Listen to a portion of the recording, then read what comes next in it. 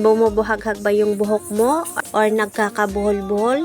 May lakad ka ba? Siyempre, hindi maiwasan na may katabi tayo sa ating sasakyan or inuupuan. Kaya ano pang hinihintay ninyo? Gumamit ka na nito. Buy one, take one siya.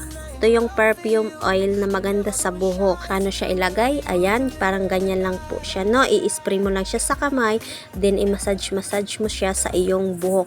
Ako naman kasi bagong ligo lang. Para kasi sa akin, mas effective siya pag bagong ligo kasi nag-a-absorb siya nag-a-absorb siya sa aking buhok. Kaya pag nagtuyo na yung aking buhok ay maganda siyang tingnan. Umaalis na yung kanyang buhaghag or yung nagkakabuhol-buhol. Parang straight na straight siya. Kaya bagong ligo ka man o hindi, pwede siyang gamitin kasi nga po pampatanggal lang to sa mga buhaghag na buhok, tapos yung nagkakabuhol-buhol. Yung kinaganda lang kasi nito, sa tuwing maglalagay ka ay talaga namang babango talaga yung mga buhok ninyo, kaya kahit may katabi kayo sa inuupuan ay talagang nakaka-confidence din siya, lugay-lugay yung ating mga buhok.